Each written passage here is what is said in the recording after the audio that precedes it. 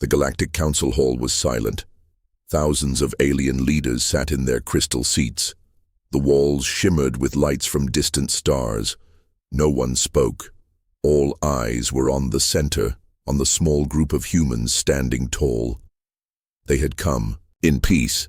Ambassador Lara Kane stood at the front of the human delegation. She wore no weapons, no armor, only a black Earth Union suit and a calm expression. Behind her were scientists, diplomats, and explorers. They were not warriors. They had brought knowledge, not threats. But peace was not what they received. Tall alien with golden skin and 6 glowing eyes stood up. He was High Speaker Voltrax of the Dravari Dominion. His voice echoed across the chamber, smooth like poison. Earth has grown too fast, Voltrax said. You spread like fire across the stars. You do not ask. You do not kneel. That must change. Lara's eyes narrowed. She did not speak yet. She waited. Voltrax raised his long hand. The balance of the galaxy must be protected. And so, the Council has agreed. A price must be paid. Now the silence broke. The humans looked at one another. The translator bots buzzed, repeating the words in every language of Earth. Voltrax continued. 10 million human lives sacrificed to restore balance. It is the blood price. Gasps filled the hall. Even some aliens looked uneasy. Lara Kane didn't blink. You are asking us, she said slowly, to murder 10 million of our own people? No. Voltrax smiled coldly. We are ordering it. The council lights dimmed. The vote had been cast already. While the humans were still traveling to the meeting, Earth had no voice, no vote. Just a sentence, a death sentence. Lara's fists clenched. She stepped forward, calm but firm. You say we are growing too fast. You fear our speed, you fear our strength, you fear what we might become. She looked around the chamber. No one met her eyes. Earth has offered peace. Earth has offered trade, science, and hope. We never asked for thrones. We only asked to stand beside you. Her voice dropped. You didn't want neighbors. You wanted control. She stepped back. I will return to Earth, and I will carry your message. She turned to leave. But before she reached the exit, she stopped. And without turning around, she said one final thing. We will not pay your blood price. We will answer in flame. The human ship left the station in silence. No one chased them. Voltrax watched them go, thinking the matter was finished. He had no idea what he had just done. Back on Earth, there was no panic. There was no fear. There was something colder. Anger. The Council of Earth gathered in secret chambers. Military leaders, scientists, and thinkers all met with one purpose. This was not war. Not yet. But it was something older. Vengeance. The president of Earth, a calm man named Elias Rohn, stood before them. They asked for 10 million lives, he said. Not in battle, not in war, but as payment. He looked out the window, where the blue oceans of Earth sparkled in the sunlight. They thought we would beg, that we would break. They do not know us. A voice rose. It was General Tora, a veteran of the Mars Rebellion. What will we do? Elias spoke softly. We will remind them who we are. For 3 weeks, Earth was silent. No messages, no answers. The galaxy assumed they were too scared to speak, but something was moving. Ships left Earth, dark, unmarked, fast. They carried no diplomats. They carried shadows. A secret group known as the Revenants had been activated. Their job was not to win wars. Their job was to end threats, quietly, permanently. One by one, alien listening stations near Earth stopped sending signals, a supply post. For the Dravari exploded, but there were no signs of a bomb. It looked like the metal itself had melted.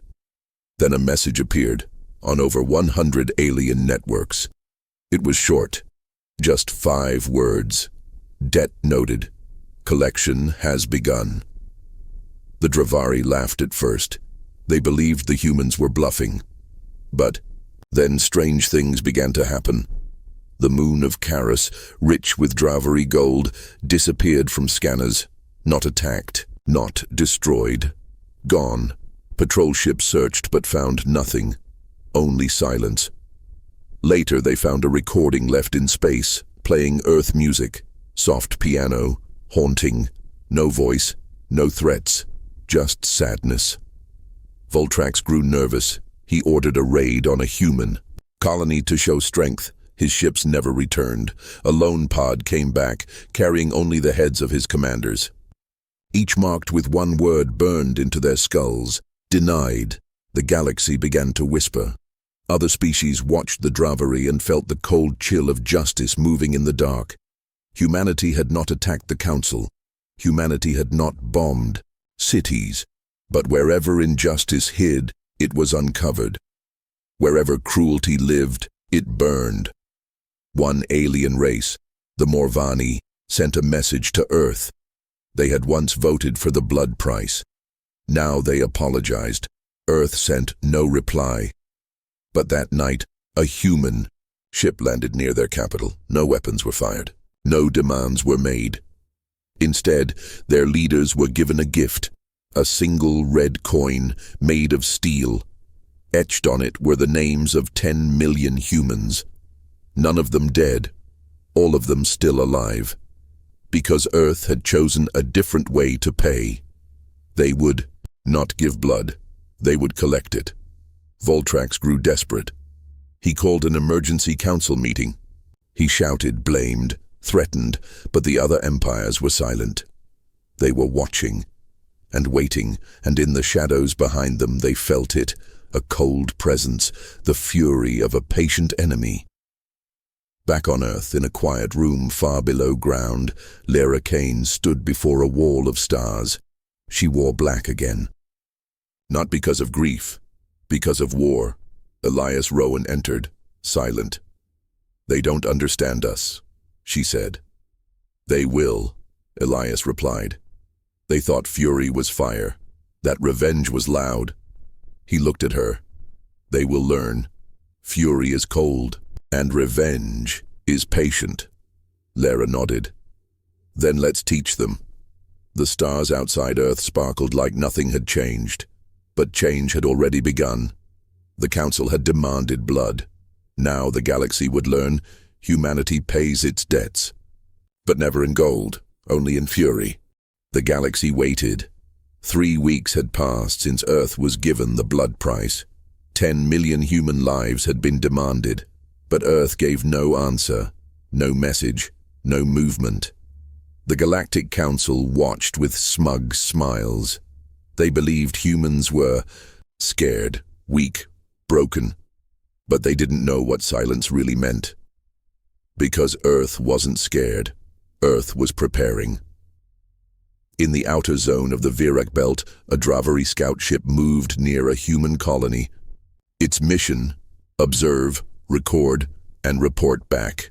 It was routine. But when the scout ship approached, the colony was gone.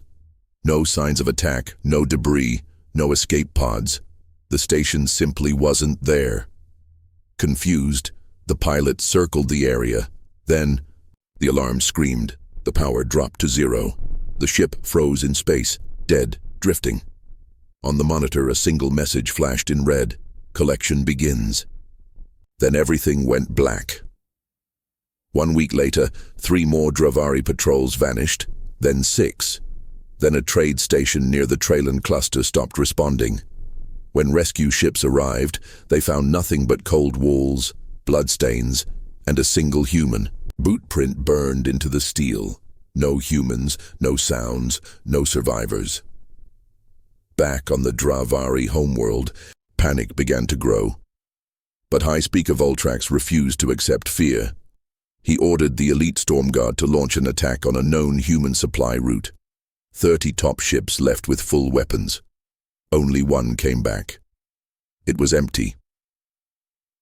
Inside, written on The command wall in red laser scorch. This is not war, this is payment. The rest of the galaxy began to whisper. The humans were not launching fleets, they were not dropping bombs, but wherever the Dravari stood, the humans struck and vanished like ghosts. Some called it myth, others knew better. The revenants had returned, far. From the core worlds, inside a black site deep beneath Mars, General Tora stood in a cold steel room. The floor was covered with maps, glowing red and blue. She tapped one dot on the map. This was the station that disappeared near the Virak belt, she said. 75 Dravari inside, all gone. Kara Dusk nodded silently. She was Earth's deadliest weapon, but she never smiled. She never spoke in meetings. She simply listened. We didn't send an army, General Tora continued. We sent 2 revenants. That's all it took. Kara looked at the next red mark. Then she finally spoke. Next? The revenants moved, without sound. They wore no flags, they carried no IDs. They didn't attack from the sky. They came from shadows, from vents, from walls. By the time you saw them, you were already dead. And they never killed more than they had to. One commander, one leader, one corrupt voice at a time. That was enough to break an empire. In the galactic markets, rumors flew like wildfire. Did you hear? The Dravari capital station locked its doors. No ships in or out. I heard their border fleets are quitting. Saw a recording. A human just stood there, and the alien soldier ran. Fear had changed sides. On a small mining world owned by the Zethari, a minor ally of the Dravari, something strange happened. All mining systems suddenly stopped. Lights flickered, and across every holoscreen a single message appeared. You voted yes, now pay. No attacks followed, but the workers quit. They left their drills, their tools, and walked away. Even aliens not connected to the Council were starting to break. Back at the Galactic Council, chaos spread. Voltrax called emergency meetings, but half. The seats were empty. No one wanted to be seen near him. Not anymore. The balance of power was shifting, and humanity hadn't even used their fleet yet. One alien species, the Yuxari, tried to reach out to Earth. They were not part of the blood vote, but they were afraid. Their ambassador sent a peace offering, crystals, tech, and medical supplies. Earth's reply was quiet. They sent back one thing, a child's toy, burned, broken, found in the wreckage of an old Earth settlement, one raided years ago by Dravari pirates. The message was clear. We remember everything. Inside, a dark chamber on Earth's moon base, President Elias Rohn stood before a private audience. Lara Kane, General Tora, and Kara Dusk stood beside him. The galaxy expected a scream, Elias said. They expected fury and fire. He pointed at a live feed from a council world. It showed protests, violence, fear. But we gave them silence. And now, they're screaming instead. Lara nodded. We don't have to fight their armies. We only need to show them who they really are. And when we show them that, General Tora added, their own people will do the rest. Kara Dusk stared at the screen. She whispered, soon. On a lonely satellite near the Dravari border, an alien technician drank his usual evening brew. Suddenly the lights turned red. He looked up. A human woman stood inside the control room. No doors had opened. No sound had come. Her eyes were sharp, calm. Who are you?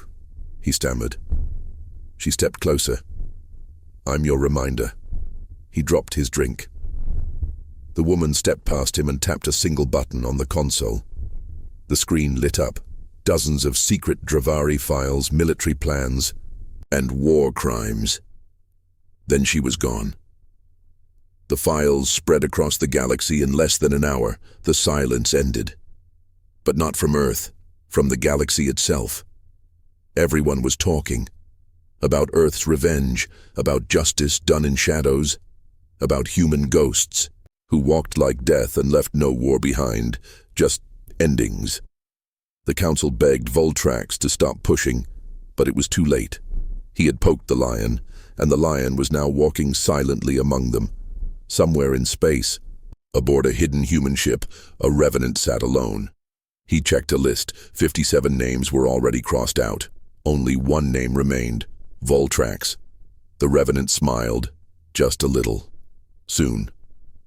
In the center of the galaxy, the Galactic Council Hall once echoed with power. Now, it echoed with silence. The Dravari leaders had stopped smiling. Their allies had stopped attending meetings.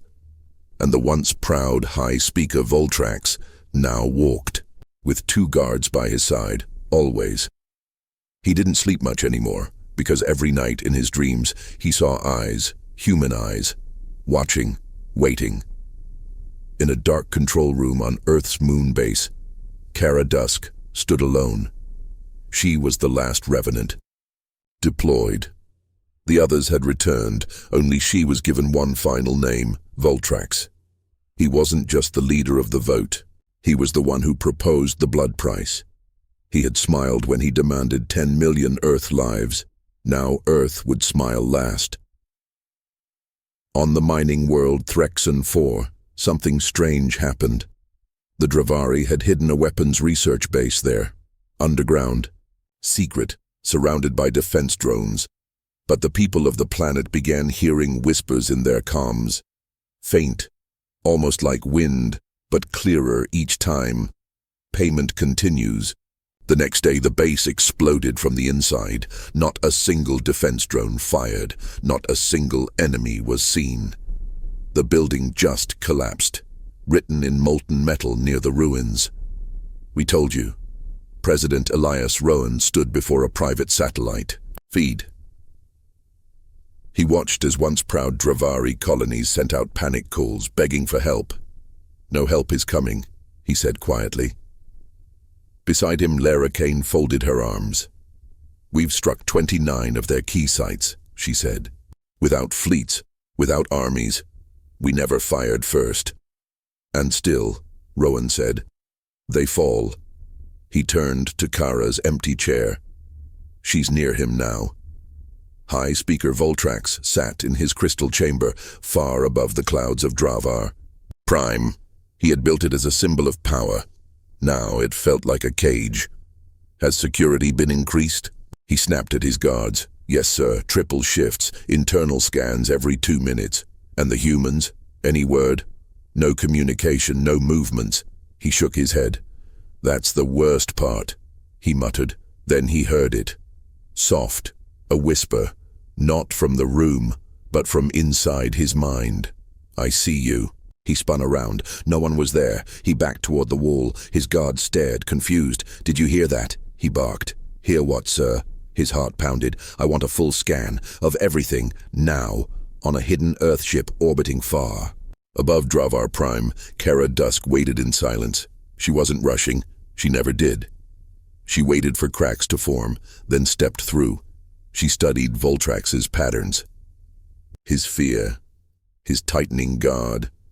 He had made Earth kneel once. Now he couldn't even sleep. That was power. But she wasn't here just to scare. She was here to end it. Meanwhile, the galaxy watched. News channels across hundreds of species whispered the same phrase. Humans never declared war, they declared debt. Some laughed nervously, some closed their borders, others simply stopped answering Dravari calls. Fear spreads faster than fleets, and the humans had turned silence into a weapon. On the edge of the Kranta system, a pirate fleet that once raided human ships received an anonymous message, coordinates, no explanation.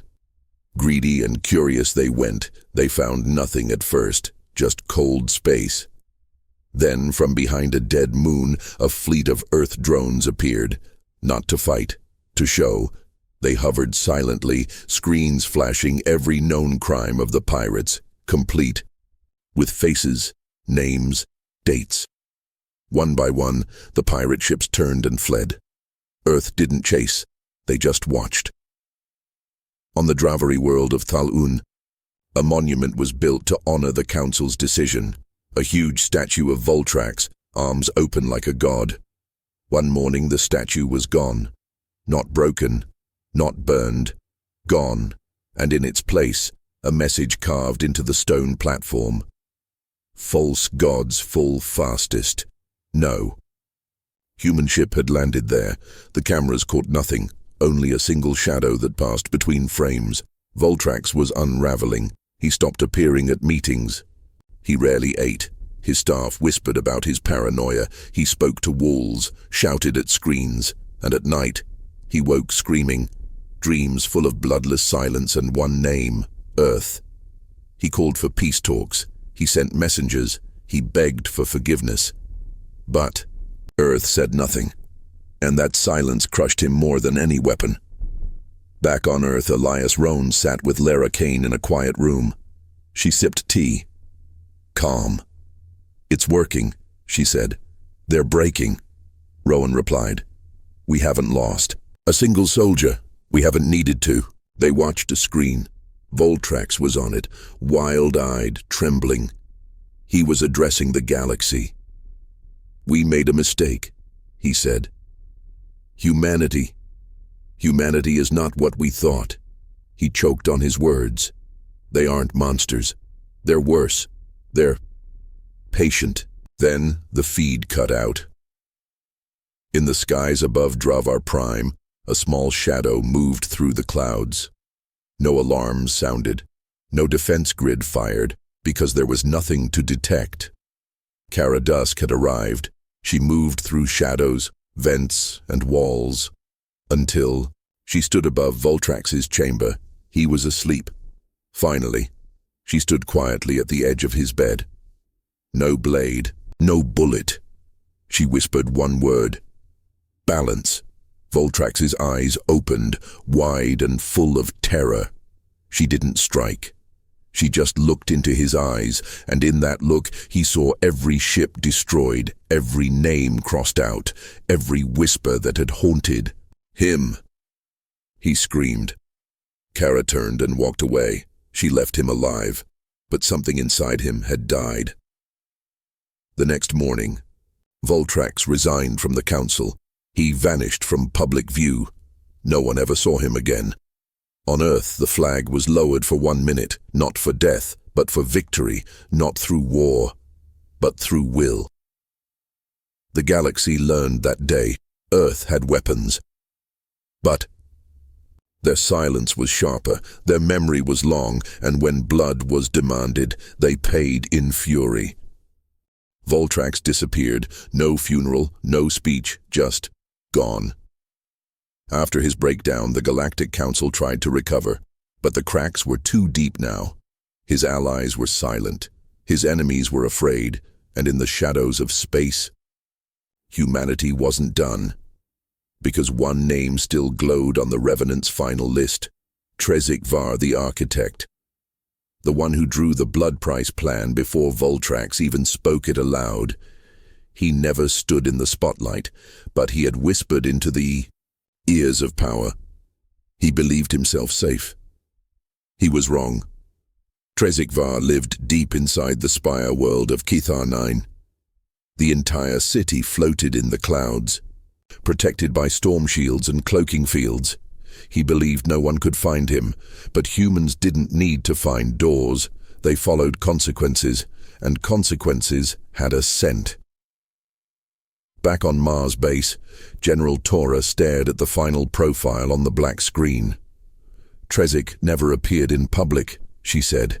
Only backroom meetings, secret channels, hidden paths. President Elias Rohn leaned closer. But he left trails. Everyone does. Cara Dusk stood beside them, her eyes fixed. "We're sure?" she asked. Lara Kane spoke for the first time. He wasn't just behind the vote. He ran the slave mines on Earth's outer colonies. 5,000 children died under his orders. Cara didn't blink. "Then I end it." Kithar 9 spun slowly through its sky. Inside, Trezik Var walked through his private museum. Each room showed artifacts from conquered species, skulls, flags, chains. But one display was missing, the one labeled Earth, broken and forgotten. The empty space made him angry. "Replace that gap," he told a servant, "with something, anything." That night, the servant disappeared. Trezek heard the whispers the next day, whispers of a ship, unmarked, silent, seen entering the storm ring. He laughed. "Fool," he said. "No one survives that storm." But the next morning, a message was found burned into the outer wall of his tower. "You buried our children in dust. Now dust returns." Kara Dusk had landed, not with troops, not with weapons, just with time and a memory. She walked through Kethar's streets dressed as a trader. Her eyes watched everything, and slowly the people around her started acting differently. Workers vanished. Guards left their posts. Servants stopped showing up. The city wasn't being attacked. It was forgetting itself, because fear is a quiet thing. Trezek Var began locking his doors, doubling guards, even changing passwords. He never saw her face, but he felt her in the air. He stopped sleeping, stopped talking. He just waited. One night, he woke to find a small child's bracelet placed gently on his table. It was human, burned, old. That same night, his personal pilot vanished from the flight pad. The tower alarms rang. But when his elite guards arrived, they found only one thing. On the roof, a revenant insignia, carved clean into steel. It had no sound, no color. But to Trezek, it was louder than a scream. Desperate, Trezek called an old contact, a smuggler who once helped raid Earth colonies. "Get me out," Trezek begged. "Now." "I thought you said Earth was finished," the smuggler replied. "That was before." "Before she came." The smuggler hesitated, then said, "No one escapes the revenants, not even me." The line went dead. On Earth, Lara Kane received a coded message from Kara. Just 4 words. "He's breaking." "I wait." General Tora smiled. "Like pulling roots," she said. "Painful?" Elias asked. "No," Lara replied. "Permanent." Inside his tower, Trezek stared at every camera screen, each hallway, each door. But the threat never came from the Chai front. It came from the mirror. He looked up and saw her standing behind him, Kara Dusk. She had no weapon in hand, only a small black cube. He backed away, stumbling. How are you here?" Kara didn't answer. She placed the cube on the table. It showed every order he had signed, every child he condemned, every deal he made in secret. "You can't prove that," he said. She just stared. Then the cube glowed and began broadcasting across the city, across the council systems, across the galaxy. Trezek's secrets were no longer secret. Billions watched in horror. The council scrambled. Riots broke out. Ships were grounded. And on Kithar 9, the people turned on him. They didn't see Kara leave. They just saw the fires begin. Later, Kara returned to Mars base. No words, just silence. The list was now empty. Lara looked at her. "Are we done?" Kara nodded once, but General Tora added, "No, we're just remembered now." The galaxy learned that vengeance wasn't fire. It was silence. It was waiting. It was a whisper in the dark that never stopped following you. And Earth didn't forget. The revenants had vanished. The list was complete, but the galaxy wasn't the same anymore. No more attacks came from Earth, no more messages, no more movements, and that silence, that deep, terrifying silence, spread faster than war ever could. Because now, silence was law, and Earth's silence was absolute judgment. 3 months passed. On the council world of Varnis, leaders gathered once again. But this time, it wasn't power they sought. It was permission. The Drakari ambassador stood first. "We wish to open trade again with Earth," he said, voice shaking. No one responded. Then the Sarn diplomat cleared her throat. "Do you think they'll reply?" Silence. Not even Earth's shadow ships were seen, not even whispers. Back on Mars base, Lara Kane watched the galactic news feed, one headline after another. World leaders beg Earth to return. Alien criminals surrender themselves in fear of revenants. Kithar 9 changes planetary law, child harm now capital crime. She turned to Kara Dusk. "You haven't spoken since the last mission," Lara said. Kara just sipped her tea. There's nothing left to say. But something strange began happening.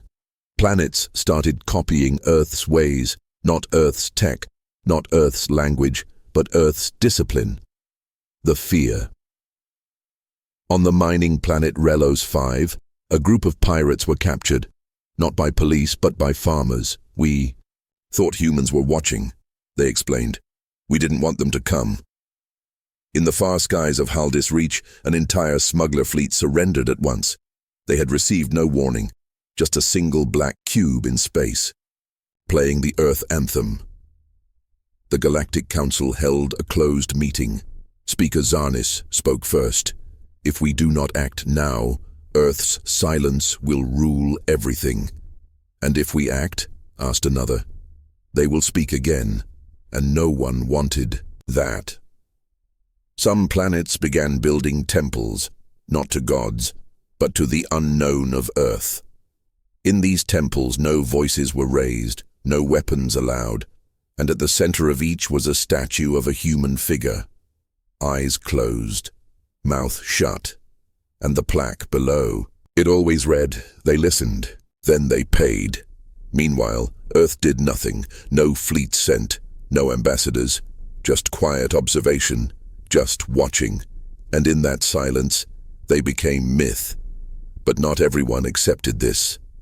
A young warlord named Nax of the Graal Syndicate thought Earth's fear was a trick, a bluff, he said. "We feared ghosts." He sent a message to Earth. "We are not afraid. Speak." He got a reply. Just 2 words. "We listened." No ships came. But 1 month later, every Graal outpost failed. Food spoiled, drones shut down, AI cores melted. They couldn't explain how. One Graal engineer screamed, "They were inside our systems." The Syndicate collapsed without a shot fired. Earth. President Elias Rohn stood before a silent chamber. No applause, no lights, just a black flag with a silver line, the symbol of the price paid. "We were told to give gold," he said. "We gave fury. And now they rewrite laws to stop our silence." On a deep research station at the edge of known space, a group of scientists intercepted a signal. It wasn't meant for them. It was old Earth code, just 6 letters blinking. Endlessly, "Still here." They powered down their station immediately and went into deep cryo. They didn't even tell anyone. Children across alien planets were now taught, never cheat a human, never lie to Earth, and always leave a seat empty at the table in case they return. One small alien child on Zillion 7 asked his teacher, "Why are humans so quiet now?" The teacher didn't answer, just lowered her eyes and whispered, "Because they don't have to speak anymore." On the ruins of the old Dravari war station, someone had placed a single flower. Next to it, a metal plate read, "We remember. Do you?" No human was seen, no one took credit, but everyone knew. Galactic systems began passing what they called Earth laws, crimes against children, undeath. No slavery, no colony may be attacked without cause, no species may be judged inferior. Violation didn't lead to war, it led to fear.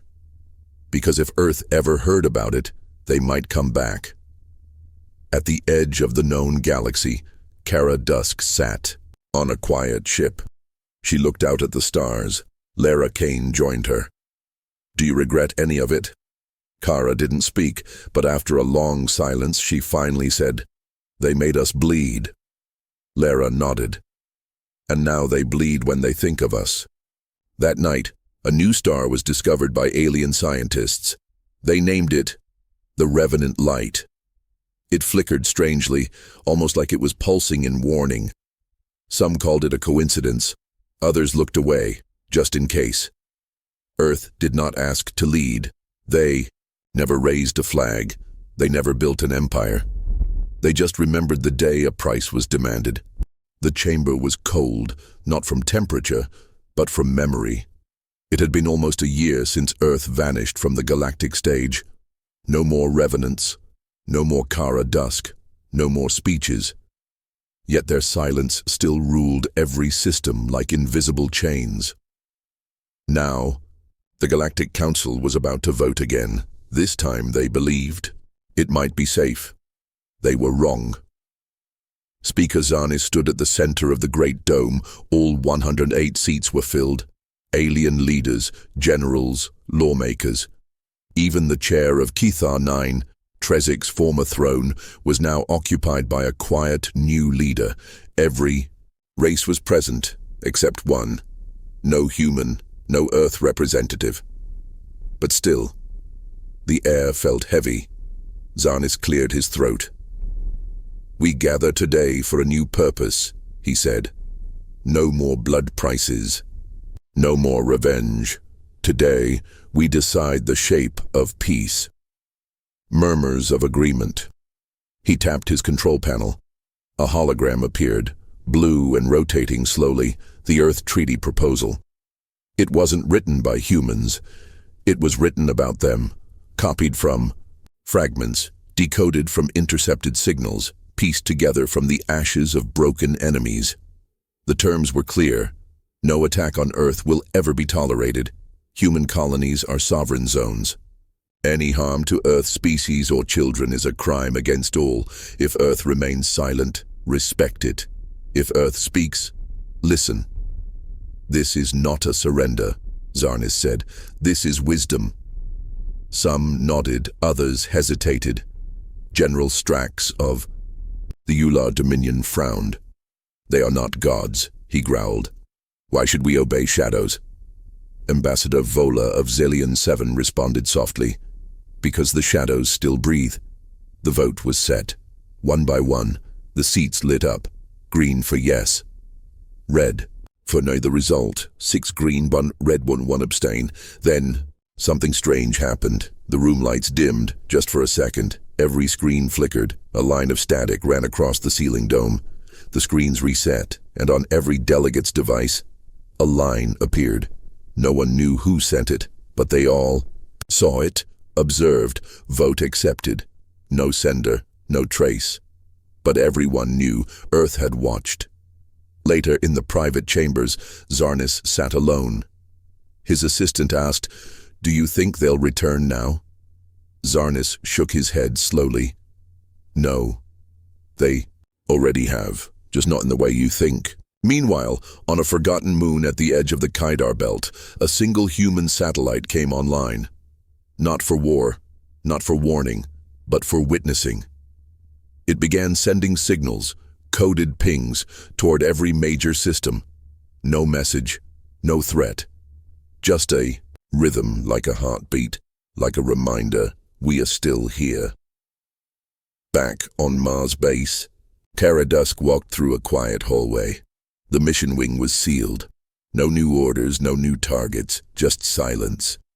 General Tora met her at the edge of the garden. "They voted today," she said. "I know," Kara replied. "You think they believed they were free?" Kara looked at the stars. They believed they were making the choice, and that's enough. Across the galaxy, change moved like gravity, small, slow, but unstoppable. Alien schools taught Earth's history now. Galactic patrols started using human codes for emergencies, and ships that once feared Earth now carried small symbols of the Revenant mark, for protection, not by command, but by choice. Back in the council dome, one delegate returned to his chair after the vote.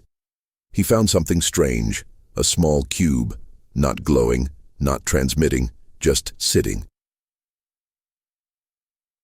"Wendai May." He touched it, it whispered, "Price remembered." Balance accepted. His hands shook for hours. The galaxy didn't cheer, it didn't celebrate, it simply moved forward. But every leader now carried one truth deep in their hearts. They had voted with their hands, but Earth had already voted with its silence, and silence was louder than anything else. It began on a small, forgotten planet. Gyros 3, no major cities, no armies, just dust, old ruins, and one curious exploration team. They weren't soldiers, they weren't criminals, just scientists. Small-bodied, four-eyed beings called the Drimex. They had never harmed Earth. They didn't even vote in the council. They were looking for ancient tech. Instead, they found something buried. Deep in the sands of Gyros 3, they uncovered a black sphere. Smooth, cold, humbling, not marked by any species except for a single human fingerprint. They didn't know what it meant. So they did what scientists do. They scanned it, they opened it, and that's when the signal began. Across 17 systems, old satellites that hadn't responded in decades suddenly blinked alive. In one forgotten sector, an AI core screamed before self-destructing.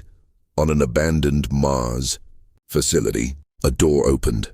No one had touched it for years, and in the deep of deep space, something moved.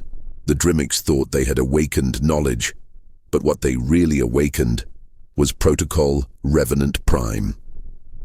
A part of Earth's vengeance no one ever knew existed, not even Earth. Back on Mars base, alarms went off. Lara Kane ran into the control chamber. "What is this?" she asked. The AI responded, "Old code. Deep failsafe." Kara Dusk appeared beside her. "I never activated this," she whispered, "because you were never supposed to. Protocol Revenant Prime was Earth's last whisper. It was a forgotten system, a final response. If the galaxy ever tried to erase the past, or ignore the cost paid in blood, and now it had woken, not with war, not with threats, but with truth." The black sphere on Gyros 3 began projecting messages to every world, every screen, every station, messages of Earth's suffering, the true footage, tortured colonies, the broken children, the council leaders who watched and did nothing, raw, unfiltered, undeniable. Even the systems that never harmed Earth couldn't look away. Riots began. Some aliens wept, some collapsed, some screamed at the screens. We didn't know, but Protocol Prime didn't care. It showed everything, because truth was part of the price. On the council world, Speaker Zarnis fell to his knees. He watched himself, voting for silence during Earth's darkest hour. "I thought it was mercy," he whispered. "It was murder," said someone behind him. He turned. No, one was there. Meanwhile, Kara Dusk stood in a chamber she had never entered before, buried under Mars, lit only by red warning lights. A hidden chamber labeled Revenant, Last Response, inside.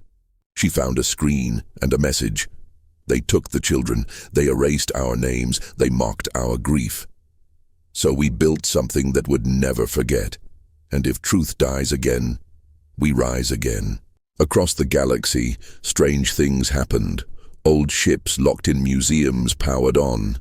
Human-made satellites began hovering near government towers.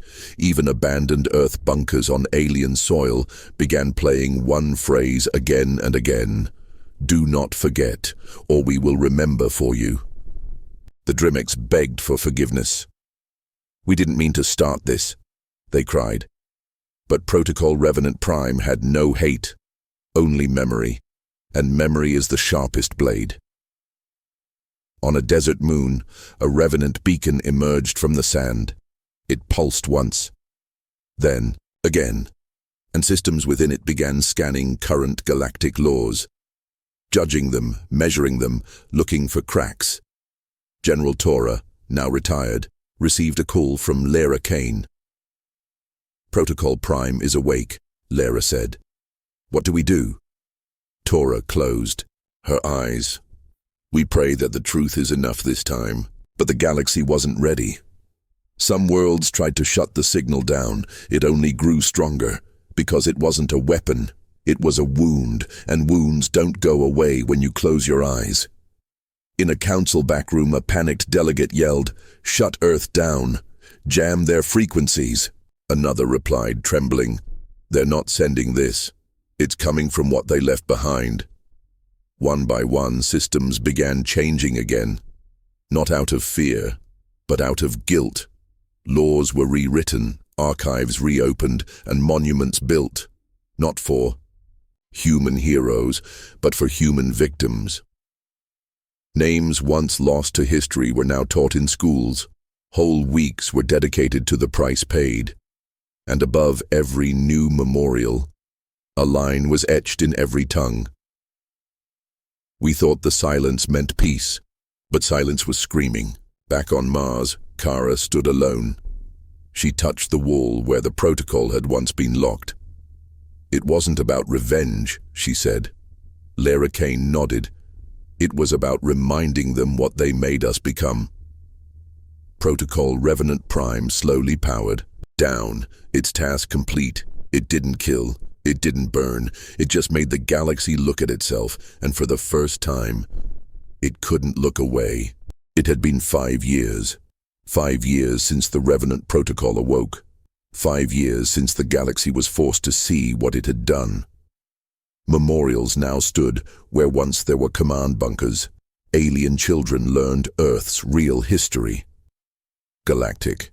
Law forbade any harm to humans or their memory. The wounds had started to close. But Earth said nothing. They called, they begged, they offered apologies, peace, tribute, everything. No reply. Mars was silent. The moon stations blinked but never spoke. Even the old Revenant beacon had gone dark. For most, that silence was terrifying. For some, it was worse. It was disappointment because they had changed. They had truly tried. But Earth didn't return. Until one day, on a forgotten listening post orbiting Sector VR7, something blinked. Just one line of text. The price was paid.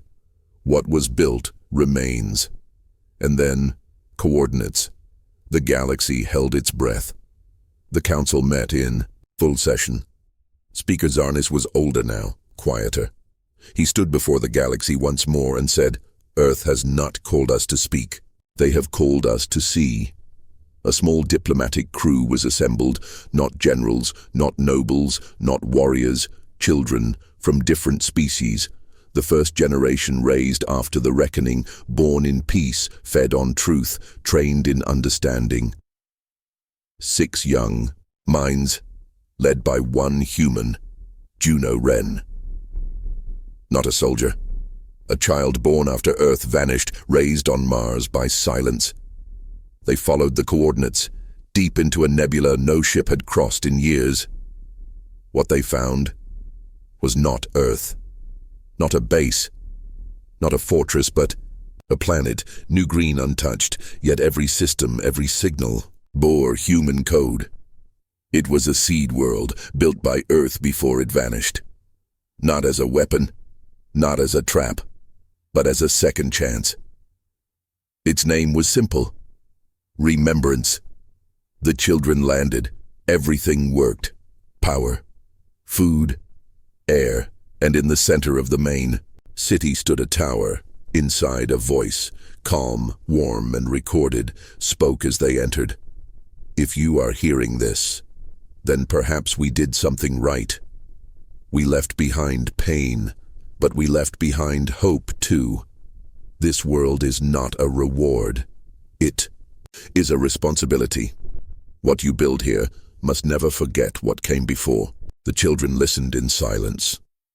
Juno Wren stood before a mirrored panel. In its reflection, she didn't see herself. She saw Kara Dusk, just standing, watching, and smiling. The galaxy didn't receive a speech, no warning, no announcement, just a simple transmission from the children on remembrance.